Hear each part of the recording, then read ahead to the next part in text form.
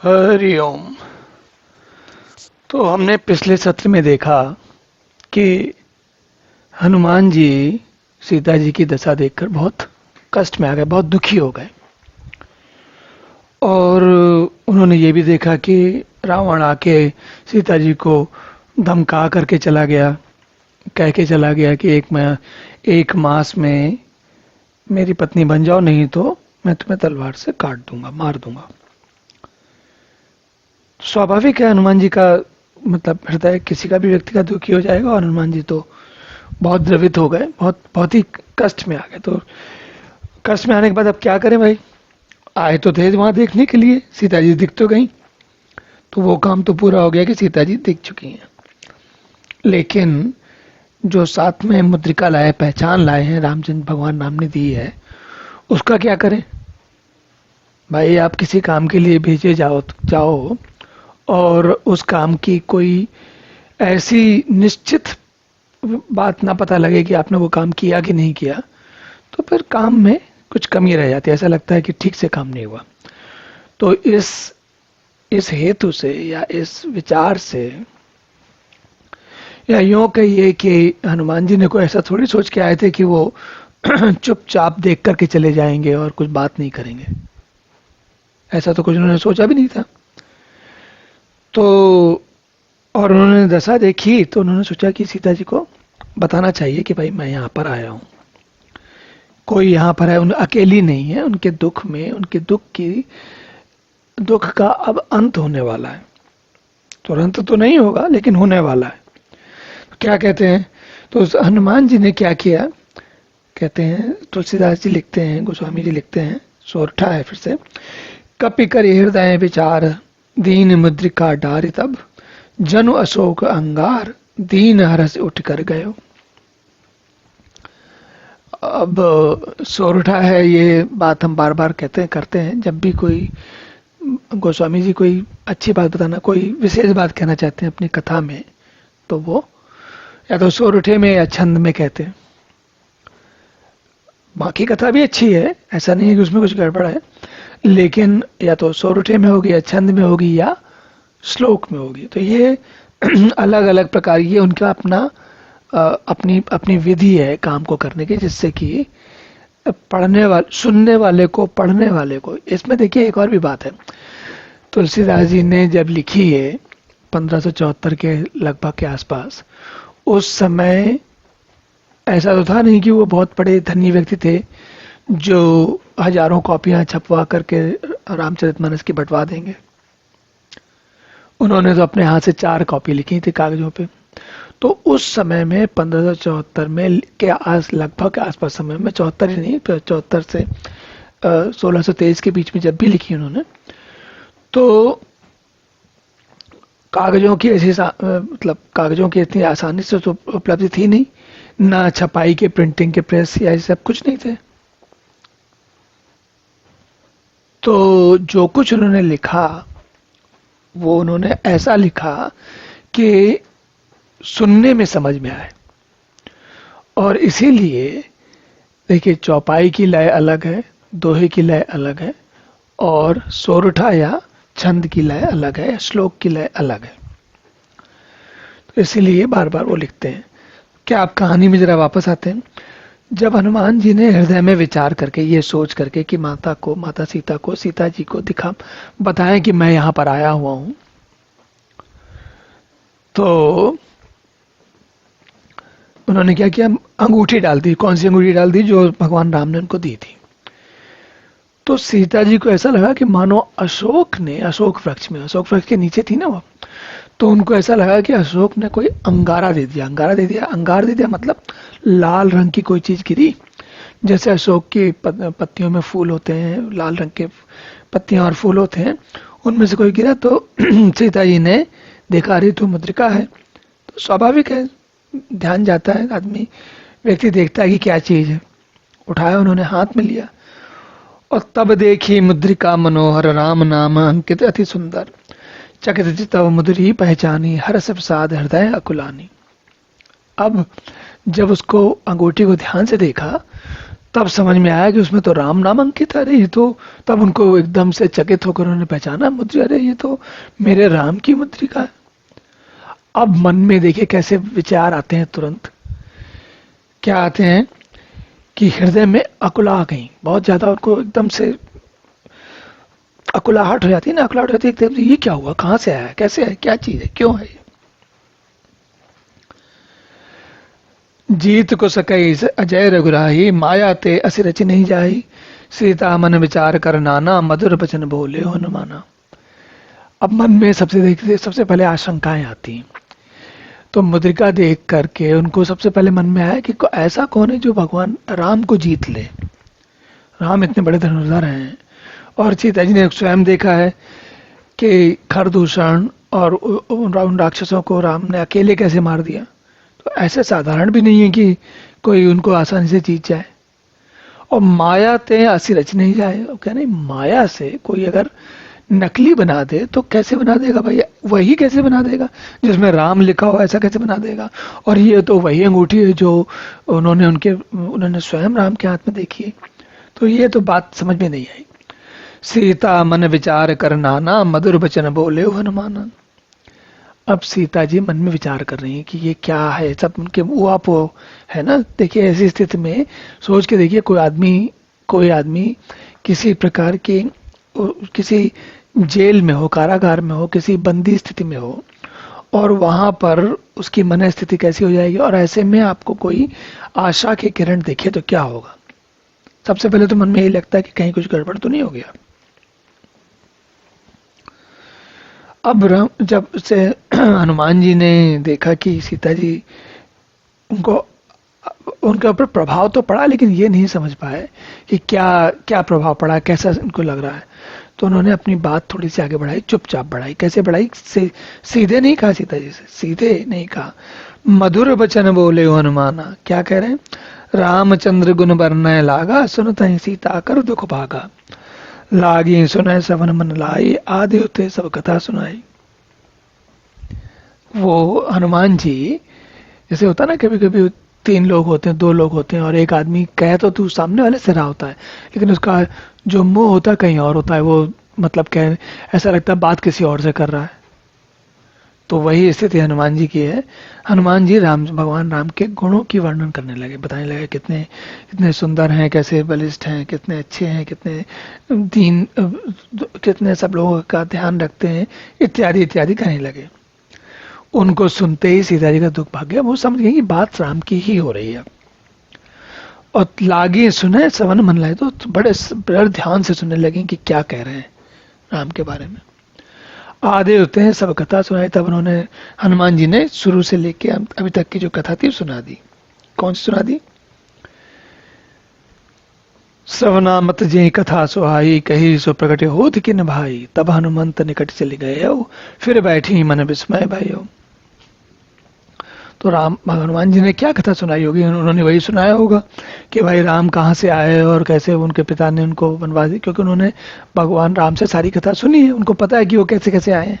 तो उन्होंने वही बात सुना दी, और ये भी बता दिया साथ में कि भाई वो अभी अंत में ये भी बता दिया कि वो सीता जी नहीं है राम जी के साथ। तो पूरी बात की पुष्टि हो गई कि ये उन्हीं राम की बात कर रहे हैं, किसी दूसरे राम की बात नहीं कर रहे। श्रवणा मत जही कथा सुहाई, कही सो प्रकट होती किन भाई। तो कहने लगी सीता जी, कही सो प्रकट होती किन भाई, भाई जो कह रहा है, वो जो ये बात कह रहा है, राम की कथा सुना रहा है, वो सामने क्यों नहीं आता। तब हनुमंत निकट चले गए हो, फिर बैठे मन विस्मय भय हो। अब हनुमान जी जो है उनके सामने चले गए।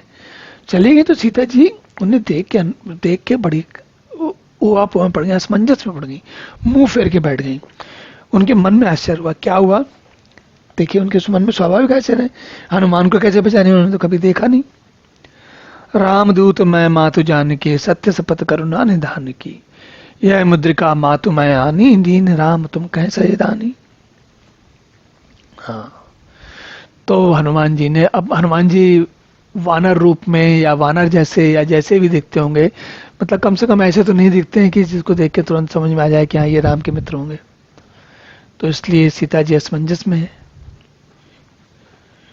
तो हनुमान जी कहते हैं, राम दूत मैं मातु जानकी, हे माता जानकी मैं राम का दूत हूँ, और सत्य शपथ करुणा, मैं सब करुणा निधान की सत्य शपथ लेता हूँ, भगवान राम की सौगंध खाता हूँ कि मैं उन्हीं का दूत हूँ, और ये मुद्रिका मैं ही लाया हूँ, मतलब किसी और ने नहीं लाया, और कोई किसी ने नहीं फेंक दी, मैंने दी है।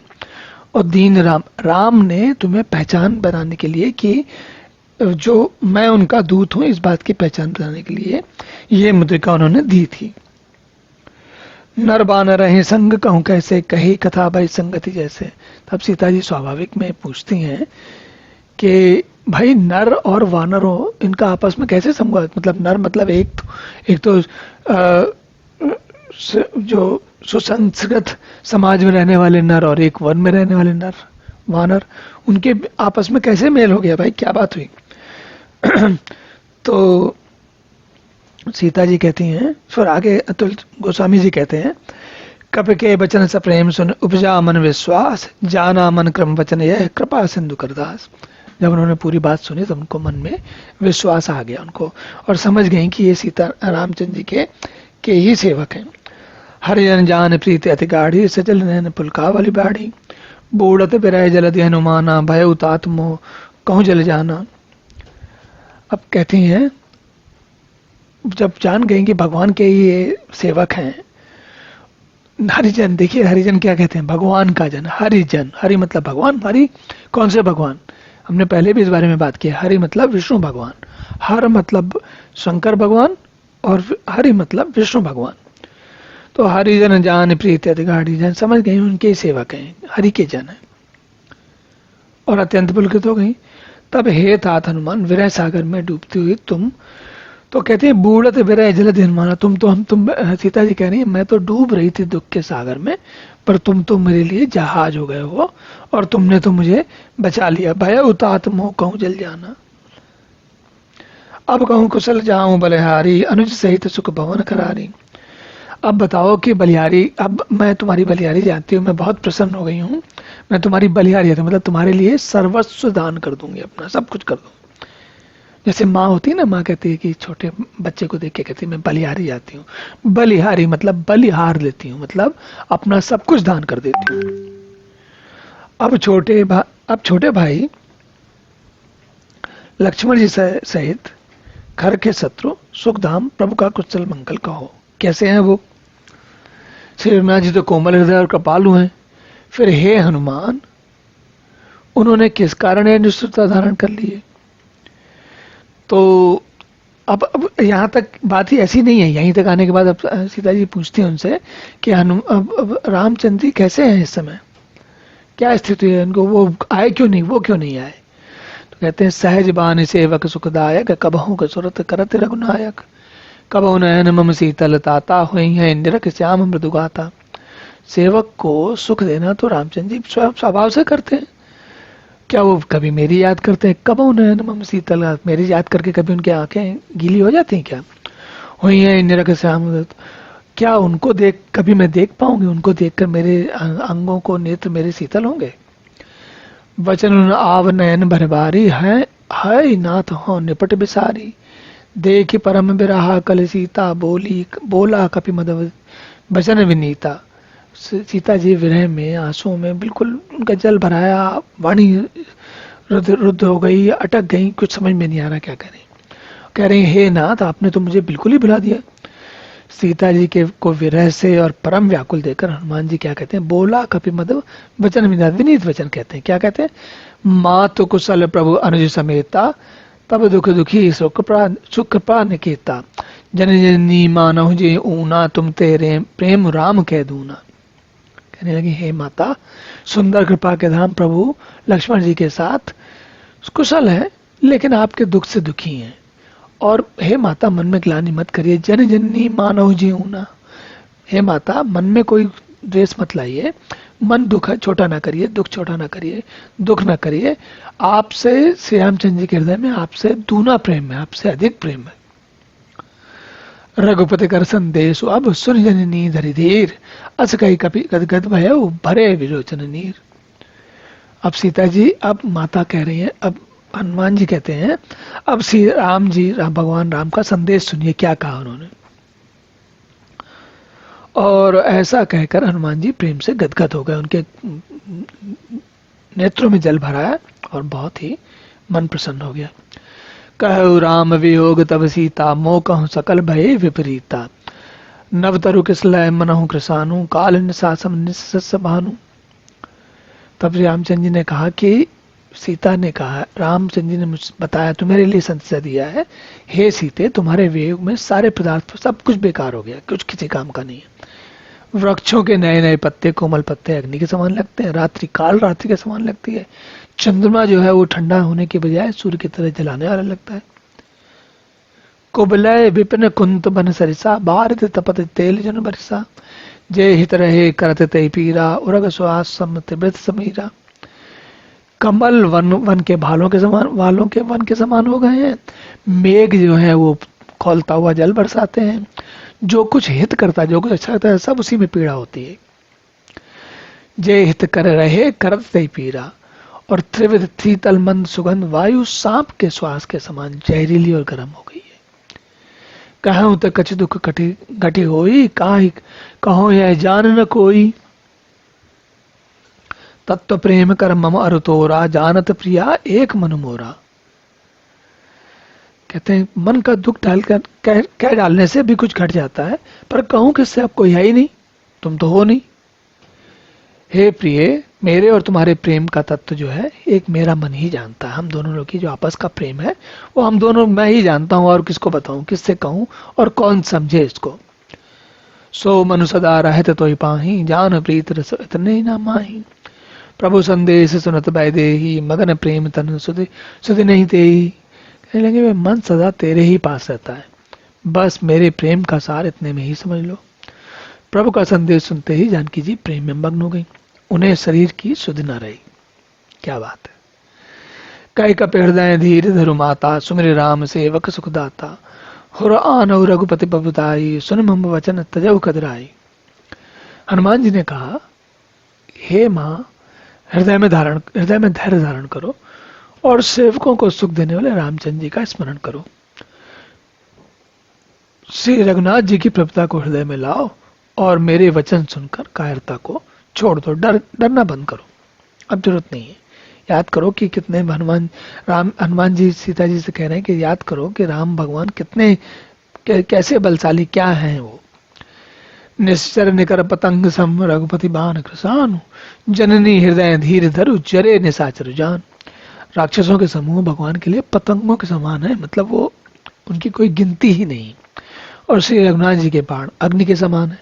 हे माता, हृदय में धैर्य धारण करो और राक्षसों को जला ही समझो, अब तो मरने वाले हैं सब लोग। जो रघुवीर होते सुध पाई, करते नहीं विलंब रघुराई। राम बाण रवि उह जानकी, तम बरूत कहें जात दान की। अगर राम को पता होता कि तुम यहाँ पर हो, किस जगह पे हो, तो विलंब नहीं करते।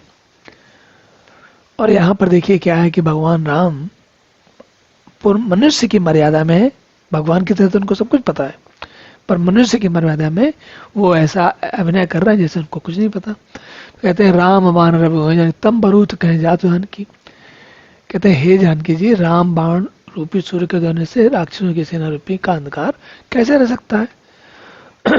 अब कहते हैं, आगे कहते हैं, देखिए, अब मात मैं जाऊं लवाई, प्रभु आय सुनहि राम दोहाई। कछुक दिवस जननी धरु धीरा, कपिन सहित आई है रघुबीरा।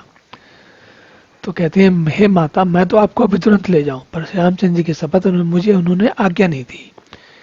हे माता, कुछ दिन और धीरज रखो, श्री रामचंद्र जी वानरों सहित आएंगे और ले जाएंगे।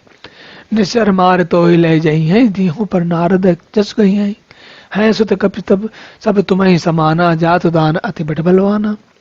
राक्षसों को मारकर आपको ले जाएंगे। नारद आदि बाकी जो ऋषि हैं सब लोग तीनों लोकों में उनका यश गाएंगे। तब सीता जी कहती हैं, सुत कपि सब तुम्हें समाना, हे पुत्र, सब वानर तुम्हारे समान ही होंगे। राक्षस तो बड़े बड़े बलवान होते, तुम्हारे समान नन्हे से क्यों, हनुमान जी तो बहुत छोटे से बन के गए थे। राक्षस तो बड़े बलवान योद्धा है, तो उनको तुम कैसे मारोगे तुम लोग भाई। तो फिर उनके मन में संदेह हो रहा है। मोरे हृदय परम संदेहा सुनि कपि प्रकट कीन निज देहा। कनक भूधरा कार शरीरा समर भयंकर अति बलवीरा। जब सीता जी ने कहा कि भाई तुम तो बहुत छोटे से हो, तुम्हारे जैसे बंदर कैसे राक्षस जीतेंगे, तब हनुमान जी ने अपना शरीर प्रकट किया। और ये वो शरीर है जो सोने के पर्वत के आकार का है और इतने विशाल है कि क्या कहना।